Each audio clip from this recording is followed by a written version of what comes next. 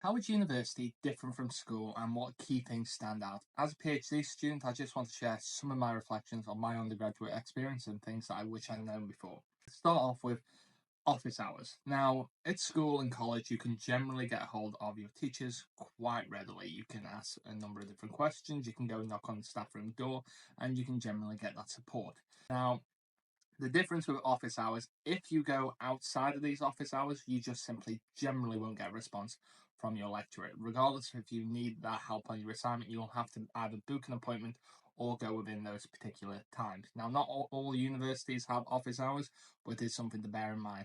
Equally, bear in mind that most universities, the lecturer will have hundreds of students that they're seeing, and they will generally be delivering a lot of their content in a seminar format rather than in a classroom format. They won't necessarily know who you are, and that may seem very impersonal, and when you get more to postgraduate study, that feels far more personable again, but it is something to bear in mind, and as a result, you need to bear in mind. And as a result, that's something that you need to be aware of when you ask questions. They might not necessarily know that you've personally been struggling with it. Equally, on the topic of struggling, university has a fantastic range of different resources that you can access, that you can get support with, whether that's on mental health, whether that's on housing support, whether that's on your academic experience. However, you've got to drive it.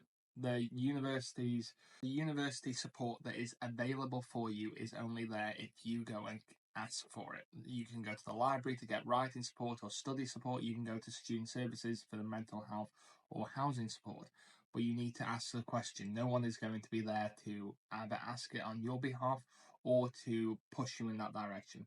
Equally, that comes down to the point of recognizing when you're struggling.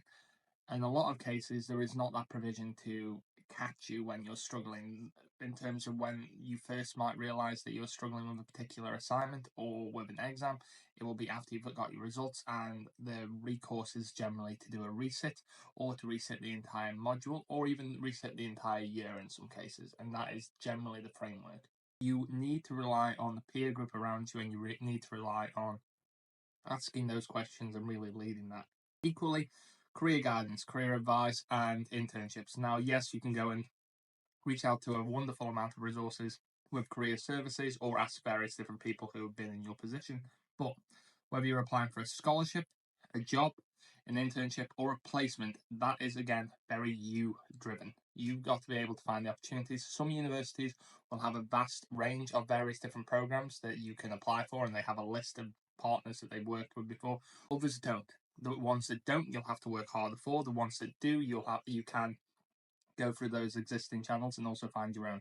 And bear in mind that a lot of universities, in a case where you find your own, they'll then want you to share that with other students, and then they will potentially add that to their repertoire. Now, outside of that, the positives about the differences. Independence is a big boost at universities. You get the opportunity to live on your own with other university students. You get your first taste of being an independent adult and being able to manage your finances, what you eat, when you get ready for various things, and that goes hand in hand with both your personal life and your professional life. If you decide to go to that lecture, that is on you. If you are therefore falling behind, again, it's on you. If you want to go to a class, take part in various different societies or events, again, you can do more, you can do less. It is very much you motivated and you driven, and a lot of people thrive on that independence, and a lot of people work out what is their best way of studying, best way of working.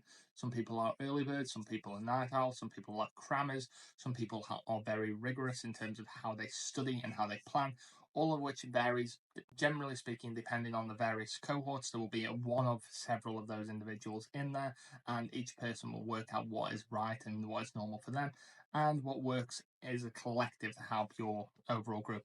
Class sizes and group sizes, if you have a relatively small class, this can be a very positive event because you can find that you're very close to them. And equally, if you have quite a large group, you'll just find you have a segmented group that you tend to go to more often than not. And again, you can make friends on your course and you can make friends on your program, all of which can be a great asset to you. If you have any questions on the school to university transition or questions on academia in general, then please drop a comment. I will happily answer whatever comments you share. And equally, if you have any questions around degree choices, what you're planning for next year's application window, then please also fire away with